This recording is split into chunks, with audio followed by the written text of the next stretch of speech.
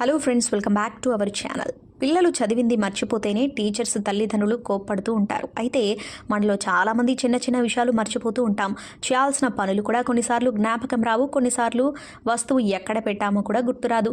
చిన్న చిన్న విషయాలు మర్చిపోయే ఈ అలవాటు అల్జీమర్స్, డిమెన్షియా వంటి తీవ్రమైన వ్యాధులకు లక్షణం కావచ్చు.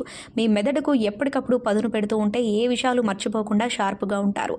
మన మెదడుకు పదును పెట్టే 5 చిట్కాలేంటో తెలుసుకుందాం. పూర్తి వీడియోని స్కిప్ చేయకుండా ఎండ్ వరకు చూడండి.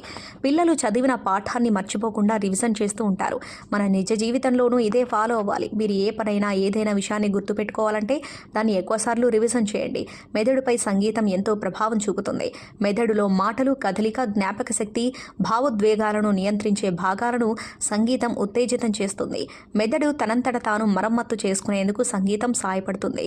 క్రాస్ వర్డ్ పజిల్స్ పూరించడం, పుస్తకాలు చదవడం, ఇష్టమైన ఆటలు ఆడటం, ఏదైనా సంగీత పరికరాన్ని వాయించడం, కొత్త భాష నేర్చుకోవడం లేదా ఏదైనా కొత్త అభిరుచిని చేసుకోవడం, ఇవన్నీ కూడా జ్ఞాపక శక్తి పెరగడానికి తోడ్పడతాయి. చదవడానికి కూర్చున్నప్పుడు సాధారణంగా చేతిలో పుస్తకం ఉంటుంది. కళ్ళతో ఎదురుగా ఉన్న అక్షరాలను చూస్తూ ఉంటారు. కానీ ఆలోచనలు మాత్రం నిన్న జరిగిపోయిన విషయాలు, రేపు జరగబోయే సంగతుల చుట్టూ తిరుగుతూ ఉంటాయి. ఇలాంటప్పుడు మనసులో కాకుండా పైకి పెద్దగా చదవడాన్ని అలవాటు చేసుకోవాలి. ధ్యానం చేయడం వల్ల మనసు ప్రశాంతంగా, నిర్మలంగా ఉంటుంది. ఇది ఒత్తిడి, ఆందోళనను తగ్గించడానికి సహాయపడుతుంది. ఇది ఫ్రెండ్స్ ఇవాల్టి వీడియో.